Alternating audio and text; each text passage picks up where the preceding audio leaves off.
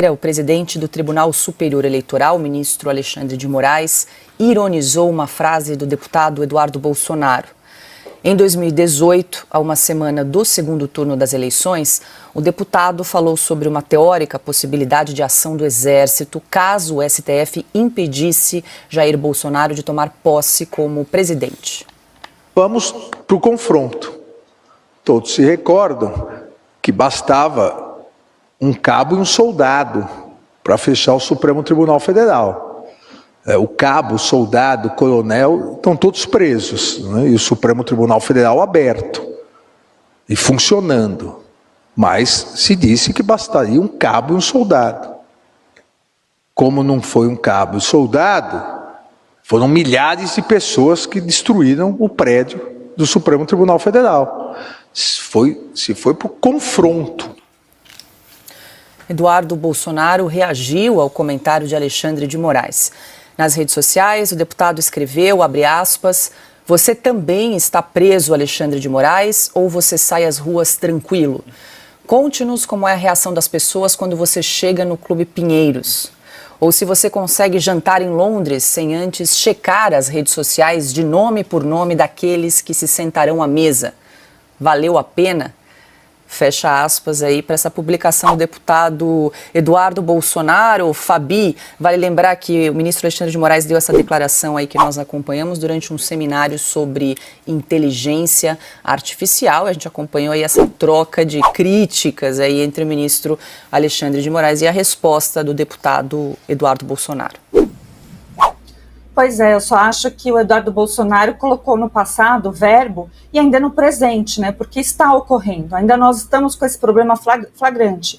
É um absurdo essa declaração de um ministro, né? A gente vive, parece que nós que fazemos questão de sempre colocar na pauta assuntos relacionados ao ministro Alexandre de Moraes. Todos esperam, né, uma fala ou um retorno aí do Estado Democrático de Direito, né, um apaziguamento.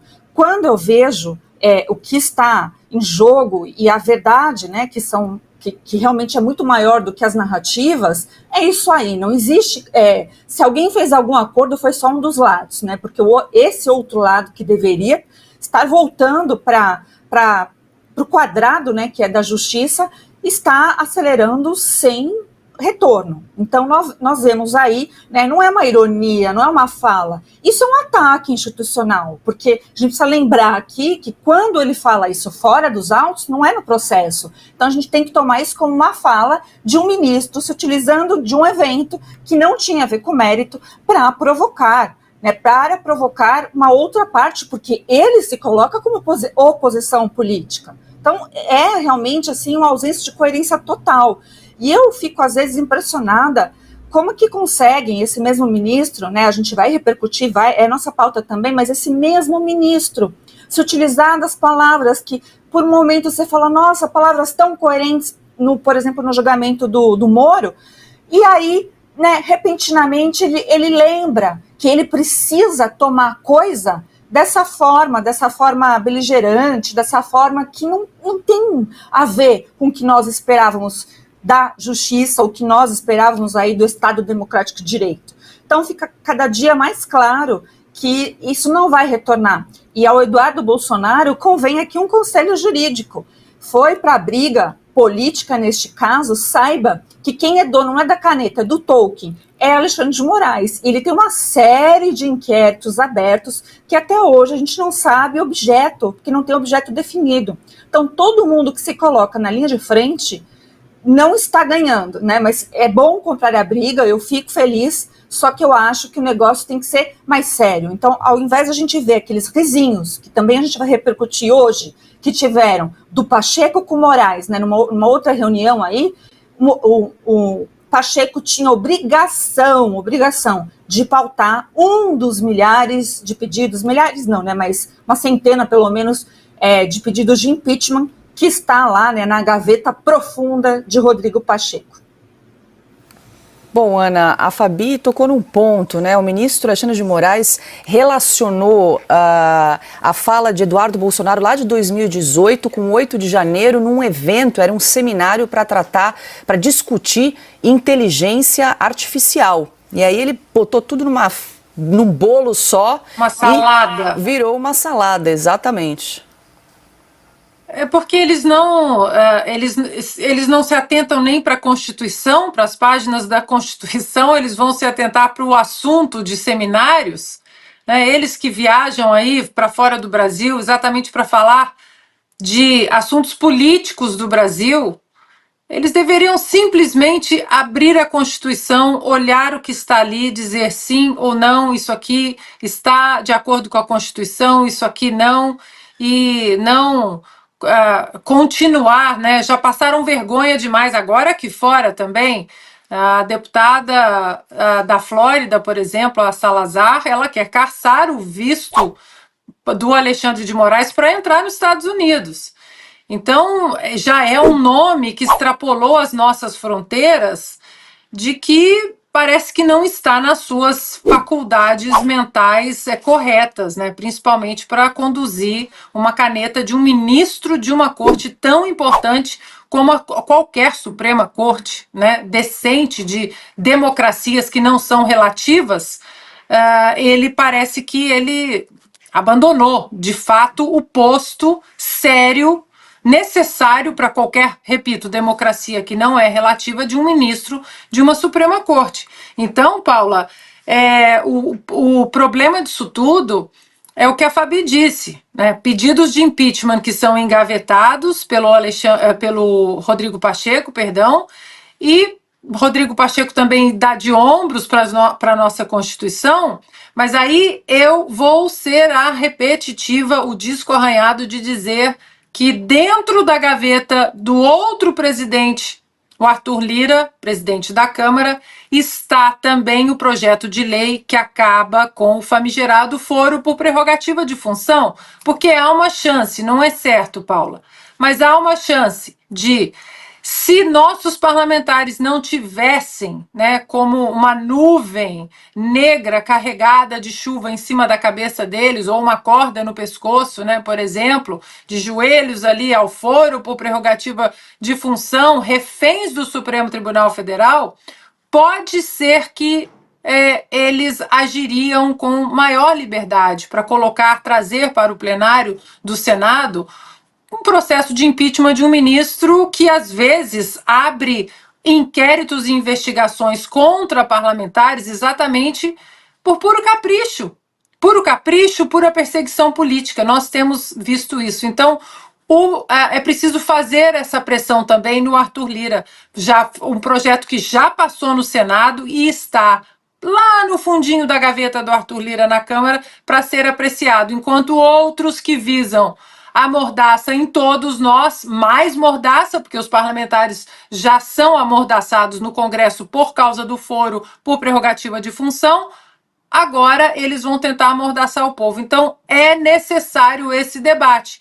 Quem sabe sem o foro privilegiado, o tal foro privilegiado, isso que a Fabi disse, comece a acontecer, ou pelo menos ser apreciado, quando eles não são reféns de ministros políticos como Alexandre de Moraes. Eu vou voltar a falar dessa loucura da decisão do Dias Toffoli, e não foi só isso, né? Foi também o Dirceu, o Romero Jucá, o Renan Calheiros, todos agraciados com a bondade suprema, mas o Dias Toffoli talvez seja o caso mais escandaloso. O amigo do meu pai resolveu liberar geral para o filho, para o Marcelo Odebrecht, que denunciou essa amizade, digamos assim. Foi tão escandaloso, que o Financial Times deu destaque mostrando como estão apagando a Operação Lava Jato. Estão passando o Lava Jato na Lava Jato.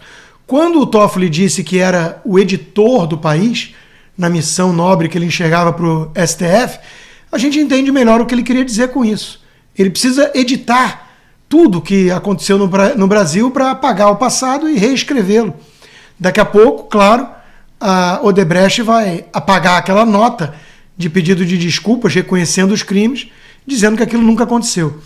A coisa foi tão escandalosa que até o editorial do Estadão subiu bastante o tom, dizendo: a realidade alternativa do senhor Dias Toffoli. É dever do STF, diz o jornal, conter a sanha do ministro de reescrever a história da Lava Jato ou ter a coragem de vir a público e referendar sua cruzada. O silêncio da corte é péssimo para o país. Eu me pergunto se os tucanos do Estadão ainda estão hibernando. Se eles não se deram conta de que Toffoli não age sozinho, como Alexandre de Moraes não age sozinho, como Fachin não age sozinho, e até mesmo Carmen Lúcia, aquela do Cala a Boca Já Morreu, que depois validou a censura no país, dizendo que até segunda-feira pode, talvez de 2124. O STF como um todo tem sido o principal inimigo das liberdades da própria Constituição no Brasil. Isso está muito claro. Eles viraram ali uma espécie de proteção aos corruptos, de blindagem à turma que foi responsável pelos maiores escândalos de desvio de recurso público no planeta. E veja, eles mesmos se gabam, não posso deixar de fora, claro, Gilmar Mendes, Barroso. Nós derrotamos o bolsonarismo. Perdeu Mané, não a mola. O Gilmar Mendes constrangido quando falaram da impunidade no país, o crime compensa no país, restou a ele uma risada de sem graça. É com isso que estamos lidando. Então, quando o editorial do Estadão abre o texto dizendo a fábula sobre a Operação Lava Jato, aqui o ministro do Supremo Tribunal Federal, Dias Toffoli, tem se dedicado a escrever nos próximos meses, nos últimos meses, ganhou mais um capítulo esses dias, monocraticamente, como se tornou habitual, o ministro declarou a nulidade absoluta de todos os atos processuais e investigação, o petrolão do PT e tudo. Mas é só o Dias Toffoli? O Sérgio Cabral está solto, meu Deus, com 400 anos de prisão nas costas, condenado, está solto. Então, vamos parar de falar o Dias Toffoli, o Supremo deveria agir assim. Uma postura cafajeste, desses que, de alguma forma, estão ajudando a destruir de vez a democracia brasileira, porque participam desse teatro, em vez de encarar a realidade dura. O STF virou um puxadinho do PT. O PT é um partido que foi o responsável pelo maior esquema de corrupção do país. Ponto. É disso que se trata, meus amigos. Não dá para adorar a pílula. É triste, é preocupante, mas é verdade. Se prepare, porque a situação nem começou a piorar ainda. Tudo que a gente está sentindo no ponto de vista econômico do Brasil é apenas um pequeno arranhado na superfície desse grotesco abismo que a gente está prestes a entrar. Eu vou te explicar. Haddad, ministro da Fazenda, foi prestar esclarecimentos na comissão, de uma das comissões hoje, nessa semana em Brasília, para tentar explicar o que está acontecendo, por que está se dando esse colapso econômico no nosso país. Bom, ali foi onde eu fiquei preocupado. Não só ele não explicou, como na cabeça dele, o Brasil tá ótimo, tá tudo decolando, o Brasil tá vento em popa. E o problema é porque existem fantasminhas falando mentiras sobre a economia do Brasil. A percepção do povo brasileiro, quando ele vai no supermercado e não consegue mais comprar os alimentos para sua família, não é real. É tudo os fantasminhas das fake news. O investimento indo embora do Brasil, o desemprego voltando a crescer, tudo isso são fantasminhas. E assim, o rombo econômico, o rombo que a gente tem agora de 200 bilhões, mais o déficit de 1 trilhão, tudo isso é mentira. Cara, eu vou te falar, eu vi isso aqui, eu fiquei preocupado. Dá uma olhada no Haddad falando do Brasil e aí você vai entender que a gente nem começou a piorar ainda. E eu fico vendo, às vezes me chega, eu não tenho muito tempo para ficar lendo tudo, mas às vezes me chega comentário, eu fico pensando, de onde está saindo essa informação? Eu olho para o IPCA 15, para o IPCA, eu olho para os núcleos, eu olho para a geração de emprego, olho que está aumentando o desemprego. Olho para o CAGED, olho para o IBGE, olho para as notas de crédito de 3 agências internacionais. Que diminuiu o crédito do Brasil, coloca o Brasil como o pior lugar do mundo para se investir agora. E aqui você vê claramente que ele está mentindo, porque se ele estivesse realmente lendo os relatórios emitidos por essas instituições e entidades que ele acabou de mencionar, ele saberia que o Brasil é um dos piores lugares para se investir, que a moeda brasileira foi a que mais desvalorizou na América Latina, perdendo para o peso argentino, que estava numa catástrofe, que estamos gerando menos empregos do que deveria, o desemprego está aumentando. olhe para a SP, olhe para a Fitch, olhe para a Moody's. O que está acontecendo? O que está acontecendo? A impressão que dá é que Agora é a melhor parte. tem um fantasminha, sabe, fazendo a cabeça das pessoas e prejudicando o nosso plano de desenvolvimento. Tá prejudicando? Falar que tá horrível tá prejudicando o plano? Eu não tô entendendo por que falar a verdade sobre a economia brasileira tá prejudicando o plano de desenvolvimento. Agora, o deputado Arthur Lira acaba de constituir 2 comissões para tratar das leis complementares que vão regulamentar a emenda constitucional 132 da reforma tributária. A reforma tributária, aquela que vai deixar o Brasil com o maior imposto do mundo, o maior IVA, Imposto de Valor Agregado do mundo, 27,5%. Esta salvação da economia é colocar mais imposto no povo brasileiro? E aí, vamos puxar aqui uma matéria que saiu nessa semana, saiu no mesmo dia que ele estava lá. Vamos lá. Piorou geral. Metrópolis. Focus detona projeções para Selic, inflação, dólar e PIB. Novo relatório do Banco Central apresentou deterioração geral nas estimativas para os principais indicadores de economia do Brasil. Então, peraí. O Banco Central, a Focus e várias outras entidades internacionais estão mostrando que o Brasil está indo de mal a pior, mas todas estão erradas, a única que está certa é o Haddad. É isso mesmo. Você que vai no supermercado agora está comprando arroz de 40, 50 reais, é por causa dos fantasminhas, entendeu? A gasolina que não para de subir são os fantasminhas, a taxação de produtos internacionais agora são os fantasminhas. A maior taxa de impostos do mundo também. Cara, é aí que eu me preocupei. Porque nós estamos enfrentando uma das piores crises econômicas do Brasil, entrando, né, nas comportas da pior crise econômica do Brasil, e na cabeça da única pessoa que poderia tomar alguma ação para reverter esse processo, tá tudo bem. Se como o Brasil tá agora, tá tudo bem pro Haddad, o que será preciso para ele acordar e perceber que tá mal? O Brasil virar uma Venezuela? O povo sair na rua para caçar cachorro à noite para comer? Porque a alimentação já diminuiu. As pessoas já não estão gastando mais. Os estabelecimentos, qualquer lugar que você vai, a queda de faturamento foi de 20% a 30%. E os insumos aumentarem, o custo operacional aumentou e o faturamento diminuiu. Cortaram milhões de pessoas do Bolsa Família do Nordeste, que era basicamente a força motriz econômica dessas regiões. Cara, e quebrou o Brasil, tanto é que teve corte na educação, corte na saúde, corte na segurança pública. Eu tô preocupado, porque eu tava achando que tava ruim. Eu vou te explicar, cara. Os responsáveis por reverter o processo nem sequer admitem o quão ruim está. Imagina como vai ficar daqui a alguns meses. Saiu agora, urgente, pesquisa do Instituto Paraná mostra Bolsonaro em primeiro lugar na corrida presidencial, mesmo estando inelegível. Veja os números. Quase um ano após ser declarado inelegível pelo Tribunal Superior Eleitoral, o ex-presidente Jair Bolsonaro ainda é o nome mais competitivo da direita e, se pudesse disputar uma eleição hoje, estaria tecnicamente empatado com o presidente Lula. Essa é a conclusão de um levantamento divulgado nesta sexta-feira pelo Instituto Paraná Pesquisas. Segundo a pesquisa, em um primeiro turno, com a participação de ambos os candidatos, Bolsonaro receberia 38,8% dos votos, contra 36% de Lula. Nesse cenário, Bolsonaro foi o único nome da direita testado, enquanto os demais candidatos foram o do pedetista Ciro Gomes, com 8,4%, o tucano Eduardo Leite, com 3,4%, e o MDBista Éder Barbalho, com 1%.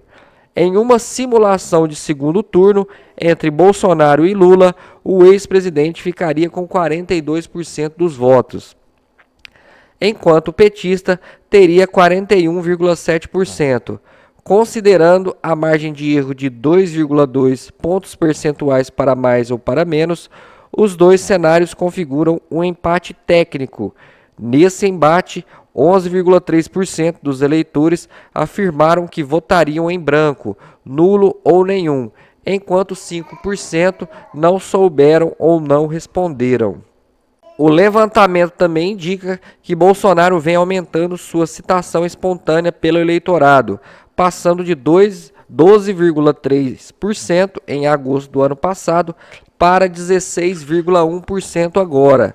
No mesmo período, a intenção de voto espontânea em Lula oscilou de 22,6% para 19,9%. Em relação ao potencial eleitoral, medido pelo grau de apoio ou rejeição dos eleitores, o panorama traçado pelo Paraná Pesquisas é semelhante. Sobre Lula, 30,8% responderam que com certeza votariam nele, enquanto 27% daria o voto garantido a Bolsonaro. Por outro lado, 47,4% dos eleitores afirmaram que não votariam de jeito nenhum no petista e 48,4% rejeitam totalmente o ex-presidente.